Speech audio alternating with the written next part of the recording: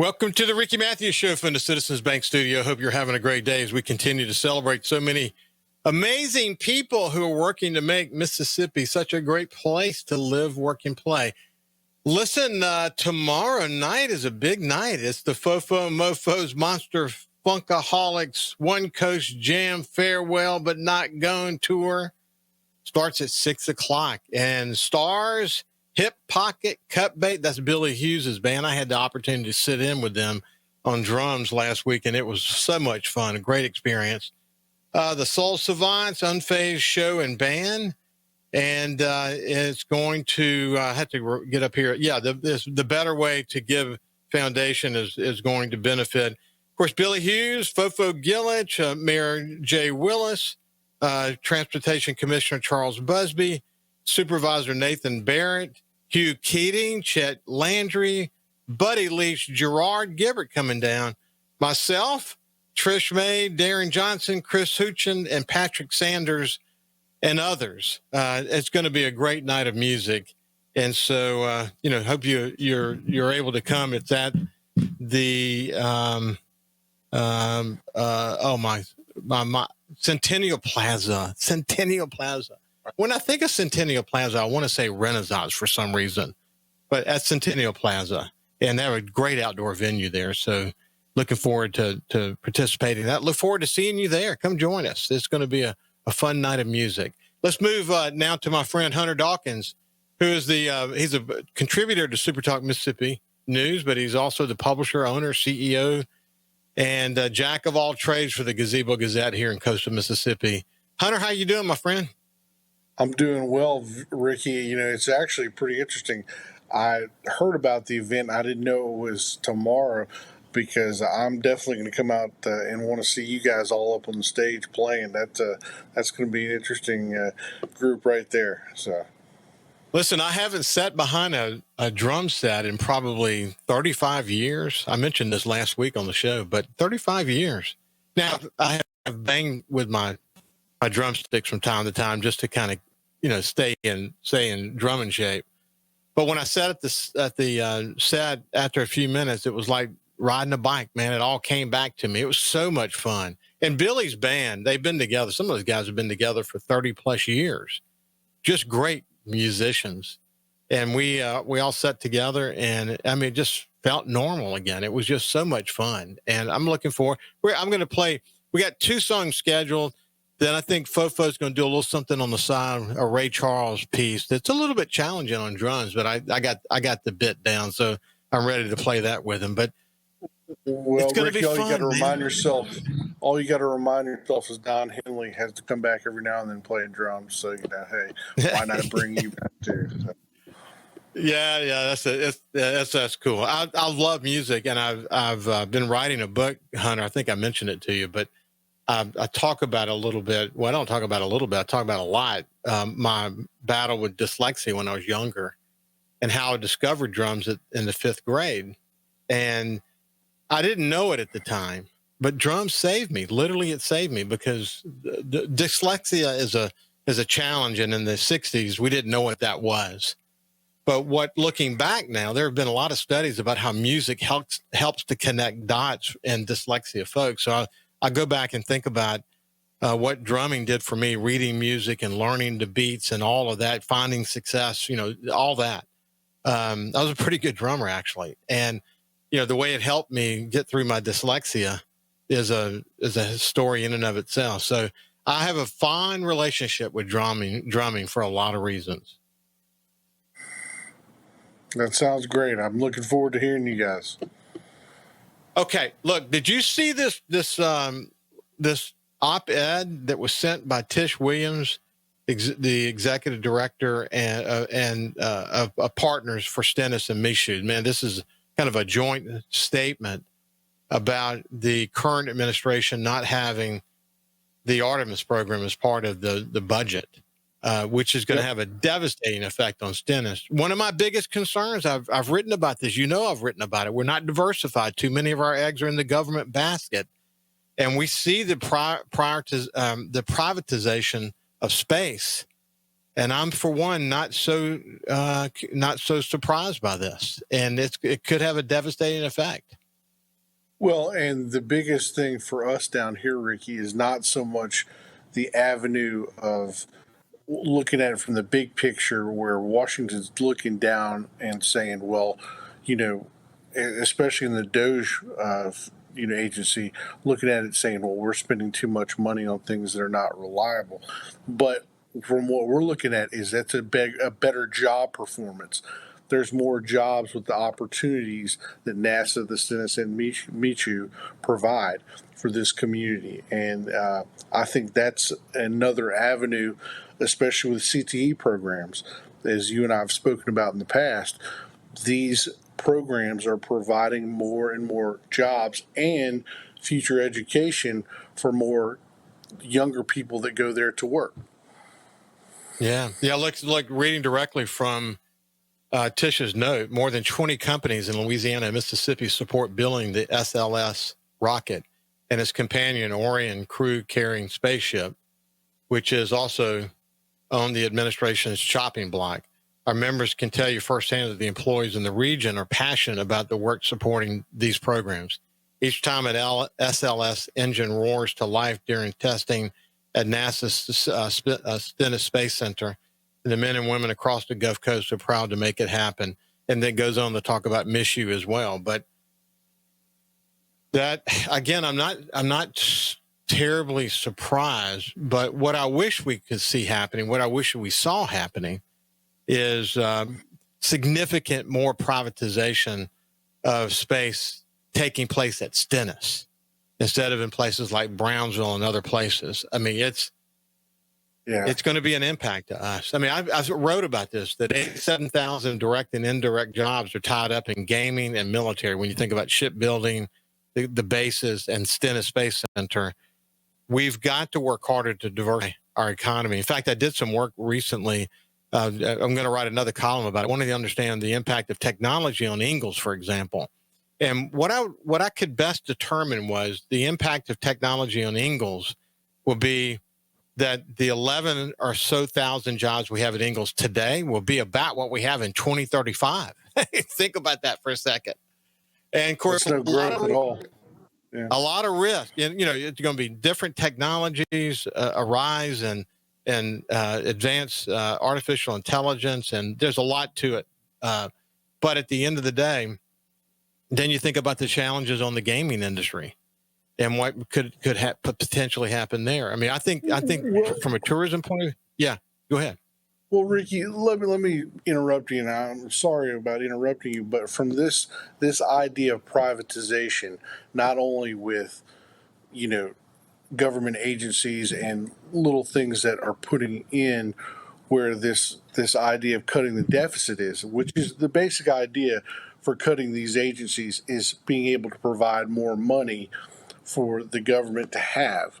And the only thing that I caution you with this privatization is regulations. Where are these private companies going to be regulated to be able to perform these public duties or anything as such? And that's always been a question, at least among conservative ideas and the conservative and the liberals all the way across the board, because liberals obviously have not been favoring much privatization because of the lack of regulations, but the other way around, just the opposite. And that's got to be something that can be mediated across the board. Well, I think what we're learning for sure, and we don't know the outcome yet, that our government is incredibly inefficient, and we've got work to do there. But as it relates specifically to space, I think the cat's already out of the bag when you look at what's happening with SpaceX and how fast innovation is happening and so on. And there's no way to avoid the reality that Stennis is probably going to be impacted by the privatization of space exploration. And, I just think for all these reasons, as you look out 5, 10, 15, 20, even, I like 20 because we're now at 20 in 2025 about to celebrate the 20th anniversary of Hurricane Katrina. So think how fast that time flew by, from Hurricane Katrina to where we are now, 20 years. Now go forward 20 years. That's going to fly past really quickly as well. And so, what are we going to leave to our kids and our kids' kids? Are we going to leave a diversified market that's thriving, or are we going to have some challenges? And that's what I'm urging our leaders to think about. I'm urging our leaders to be way more aggressive in developing a vision for this region and moving forward. Hey, man, that means protecting Chevron and protecting Ingalls and doing everything we can to save Stennis and growing the gaming industry and growing tourism, all these things. But then there's got to be something else. What's that other thing going to be? John Harrison, it looks across this entire, Southeast region, if not the nation. Fastest growing market he's got in his entire Hancock Whitney structure is in the Florida Panhandle. I would say the slowest growing market is here. Then I had Dave Dennis on recently. Dave Dennis does, with specialty contractors, does business in multiple states. When I come back on the other side, I'll give you a sort of what he said that I think is important for us to listen to. Then I want to talk about Tidelands and this kind of thing that's going on between the mayor of the city of Biloxi and the Secretary of State. Interesting. We'll see you after this. Welcome back to the Ricky Matthews Show from the Citizens Bank Studio. We're visiting with my friend Hunter Dawkins from the Gazebo Gazette. When I went to break, we were just talking about this challenge of what's happening at Stennis right now. If Stennis does, in fact, make some major changes in its programs, the Ricky, government, yeah.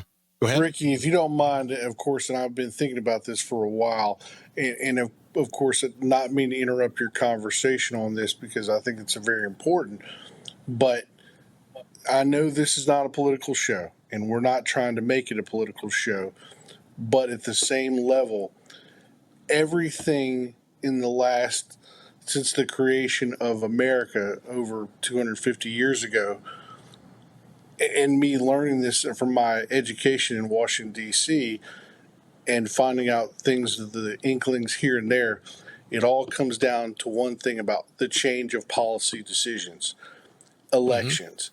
Who gets elected is going to depend on what matters are going to happen in policy decisions. And, whether it's a opinion based one way or the other, the policy decisions all come down to elections and who gets elected and where things happen. This is from the local level. This is from your city of Gulfport level. This is from your state level. This is from your federal level. And you and I, we can sit here and talk about everything with policies and what ways things should be. But at the end of the day, the things that matter right now, at least for the next 3.5 years, are that Donald Trump's the president of the United States, and he's going to make the policy decisions that he wants. And if he is lucky enough to get a Congress like he did the last in a year and a half for midterms, then he's going to be able to move forward with that. Yeah, well, I'm with you 100%. The reality right now is that as I was going to mention from this op-ed from Tish Williams, the NASA SLS system rocket with its core stage built in New Orleans and its engines assembled and tested in Mississippi is designed to launch astronauts to the moon, ensuring that the United States remains at the forefront of space exploration. However, the administration's recent budget proposal threatens to terminate this vital program after only 3 flights, and it goes on from there. But my point before the break is simply, I wanted to make one point about what Dave said on my show. Dave Dennis from Specialty Contractors, he is doing work across multiple states, and the slowest amount of work he's got right now is right here on the Mississippi Gulf Coast. So, yeah, we're kind of in a lull right now. And if we start taking hits on top of that lull, it's not good for us. And I'm just saying that we better get focused on what the next big thing is going to be. Stennis was a big thing. Gaming was a big thing. Ingalls Shipbuilding, my goodness, largest employer in the state of Mississippi, a big thing. What's the next big thing? We got to be thinking that way, because technological changes and all that we see in front of us, what Trump, whether you agree with what Trump is doing or not, the economic situation for the entire world is going to change dramatically. Countries are going to have to become more self-sufficient and less reliant, and so on. So it's going, there's going to be some opportunities in that for us, for sure. And we got to go capture that. So Any closing thought before we shift gears and talk about Tidelands? And like I said to you, a lot of those policy decisions that are made by, by either the Trump administration or Tate Reeves' administration, or even your local administrations, those are dependent on, okay, well, we got this person elected, so we're, with elections become people that are put in charge of agencies because either they're a loyalist or they are people that they are qualified from one avenue or another, and that's a lot of, once again, when you see it at a local level, different individuals will be appointed to different agencies and positions. And for instance, the mayor of Gulfport, whoever's elected from that position, that's going to determine what the future of the city is for the next 4 years. Because that determination, all of your policy decisions are equally going to come down to whoever's elected in your area. Well, as we progress, it's going to be interesting to watch how all this plays out. But let's shift gears. Tell us about as I read it, the note from the Secretary of State. He's kind of doubling down. There's been this ongoing court battle between the city of Biloxi. City of Biloxi wants to expand gaming. The mayor says we're $1 billion market. We want to be a $1.5 billion market. How do we get there? He's very focused on growth. And then, there's been a big battle with the Secretary of State over Tidelands. There have been a lot of court cases. So far, the city of Biloxi has won, but it doesn't seem like it's a battle that's over yet. Well, and from the same line, Long Beach, the city of Long Beach, a couple of years ago won a court case as well. And I think that the Secretary of State is coming at it from a not, he was brought into, the current Secretary of State, Michael Watson, was brought into a situation that the former Secretary of State, Delbert Hosemann, had worked with his staff attorneys on to be able to try to save the Tidelands or to set a standard for what the Tidelands should be. And that the courts in the state of Mississippi have determined that's not really accurate. And so y'all have to make a redetermining factor of what it is. And you have to allow these areas that are trying to build their economic development, for their cities, for their municipalities, for the county, to be able to take advantage of it. And, I'm not throwing names out against one way or the other, but you also have to look at, from Michael's perspective, who I've known Michael Watson for over 16 years. He's been a very good friend, but at the same level, is he doing this to kind of help gain some votes in the Jackson area for a potential lieutenant governor, which he's already announced he's going to run for lieutenant governor in 2027? And that's something that, is that a calling card? I mean, you have to ask those questions. Yeah.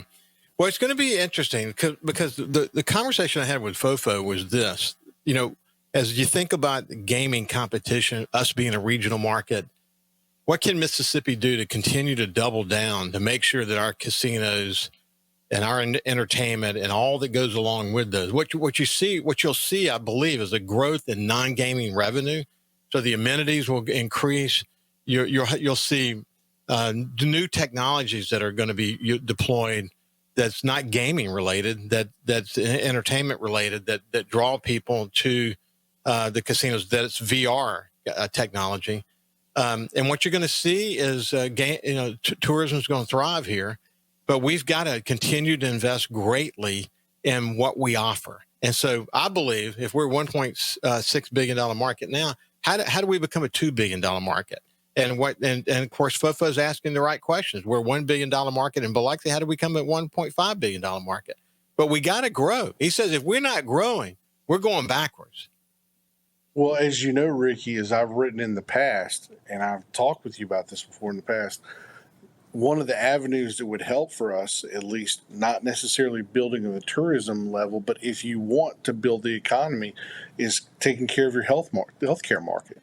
This is huge for us because we have a lot of citizens moving in from New Orleans, from Mobile, from different areas. Elderly individuals want to move down here because it's a very great environment, at least from an aging level.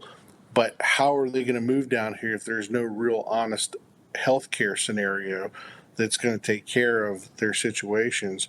And with, we're trying to figure that out at least. And Hey, so when you think about that, what are you thinking about when you say no real honest health care? Because I think about, we with Medicaid go expansion, that's the first Oh level. yeah, Medicaid, See there that? has to be some I think expansion. I think that the challenges of Medicaid expansion are not going to be overcome now because of where we are. Well, I agree, Yeah, Ricky, but that has to be a question asked. It's got to be yeah, brought into yeah, because with more Medicaid expansion, as you and I have discussed in the past, that brings in more jobs. That's what you yeah. want. More healthcare jobs providing for a community that needs healthcare to help build the economy. Yeah, listen. I worry greatly about it that we have a state that is 51% rural, and a lot of rural areas are having depleted healthcare quality for sure, and that expansion would have helped in that regard. But what we're seeing now is a very fast move toward pushing towards there being some kind of work requirement. So this notion around just the working poor, especially able-bodied working poor, is something that it's going to impact. Whatever they do there that cuts funding is going to impact Mississippi. So I think the cat's probably out of the bag on that one for some time until some different administration is in place. There needs to at least be discussion on that, and of course, we're not really even sure what's going to. I've heard from the grapevine that the special session might be called in on Wednesday, but we'll see what happens with that. Yeah. So Yeah. Listen. It's been a pleasure to spend some time with you, man. Big issues we're facing. We're gonna stay focused on it. When we come back, we're gonna have Singing River Health Talk, our weekly edition of Singing River Health Talk. We'll see you after this.